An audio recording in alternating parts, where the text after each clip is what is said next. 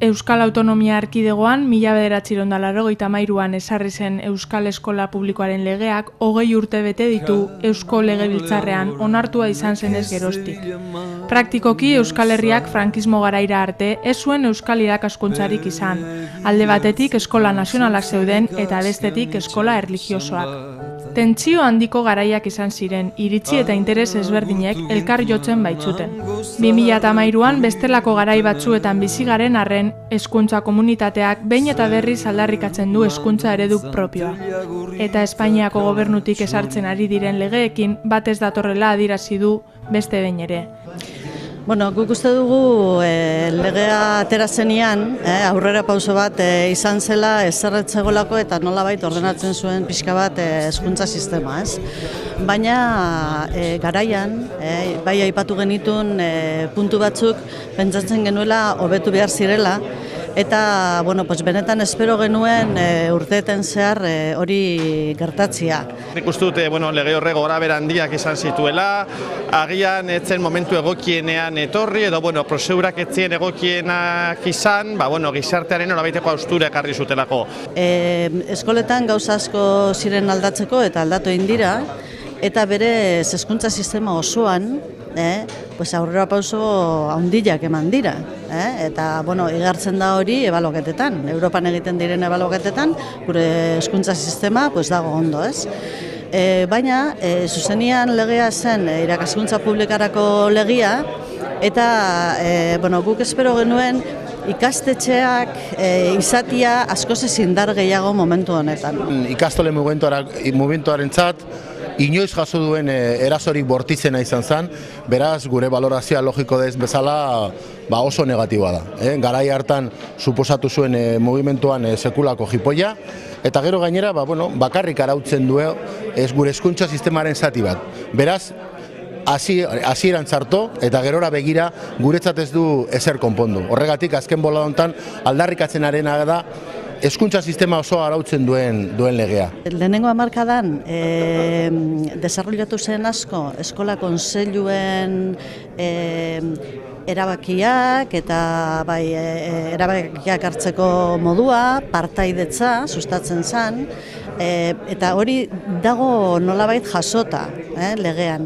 Baina gero ikusi dugu horrek muga bat izan duela eta ez dela aurrera joan are gehiago azkenengo legeetan atzera pausoak eman dire. Eta gurasoek 150 zeukaten lehen hezkuntzan, eta aurre hezkuntzan. Orduan hori da oso momentu importantia, ez hitzeko umiak.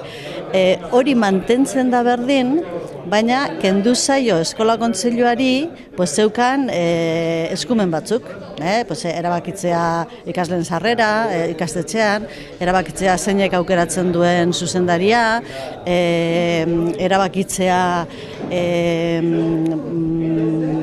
aurre batek egiten duenean zer zigorrak edo zer jarri behar zaion. 20 urte igaro dira, nik uste dute badirela positiboki baloratzeko elementu batzuk, beste jakin berri ditugu zein diren matrikulazio datu berriak 2013-2014 urterako, orduan egia da gurasoek euskarazko eredua hautatzen dutela. Hala ere, zoritzarez barritugu beste mehatxo berri batzuk, hor dakagu Bert Espainiako ministroak onartu berri duen lege proposamen hori, lege proposamen horrek zuzenean jotzen du euskararen kontra. Gauzak horrela, hezkuntzaren euskal komunitateko eragile ezberdinek Espainiako gobernuak bultzatutako hezkuntza proiektuaren aurkako manifestu bat sinatu dute, horren helburuak ez direlako Euskal Autonomia Erkidegoko errealitatera egokitzen. Testuan hezkuntza eredu bakarra babesten da euskara duena ardatz nagusi. Guretzat arazo nagusia euskal kurrikulunean dator. Azken finean Madrilen finkatuko da, eta horreri gainera gehitu behar dioguna da, gero ebalaketa Madriletik egingo dela. Beraz, alde batetik, beraie finkatuko dute kurrikuluna, eta bestetik, zer aztertu behar den, zer aztertu behar zaio ikasleari Madriletik ere finkatuko da. Beraz, uniformizazio, zentralizaziorako bidea emoten da.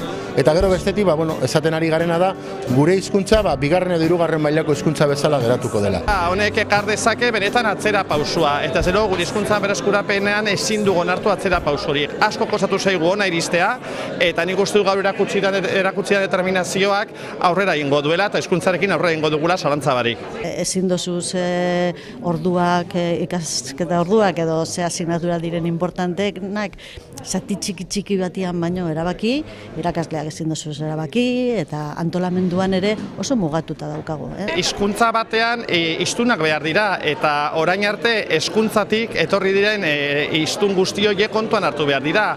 Egia da, neurri batean irauli dugula egoera, etorri hezkuntzari esker izan da, hortaz, lehen esan bezala ezin dugu hartu inolako atzera pausurik.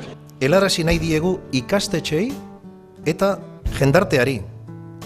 Adierazpen hau bere egin dezaten eta maila desberdinetan Lomceren aurkako erantzun kolektiboak artikulatu daitezen.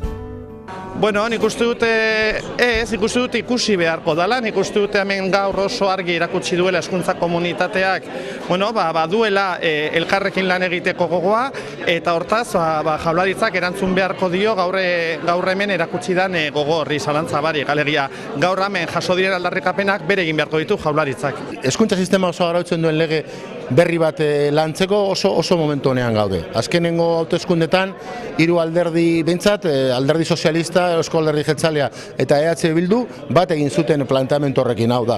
Gure hezkuntza sistema propio bat garatu nahi badugu, erkidegoan lege bat behar dugu. Eta, momentu hona da zergatik askok eta askok helburu horren atzean gabizelako. Eta gero, gaur biztan da, Madriletik datorren erasoari aurre egiteko ere instrumento oso gokia izango zala. Publikan 1,3 edo matrikulatzen dira bakarrikana ereduan, ez? Orduan hor argi dago gizarteak zer esan duen, baina ereduak mantentzen dira, eta, gu nahi duguna da pixka bat euskara izatea hizkuntza ardatza. Azken finean behar dugu alde batetik gure kurrikuluna, euskal kurrikuluna aurrera eraman, beste alde batetik hizkuntza eredu berriak behar ditugu, beraz hori lortzeko guretzat egokiena lege bat izatea.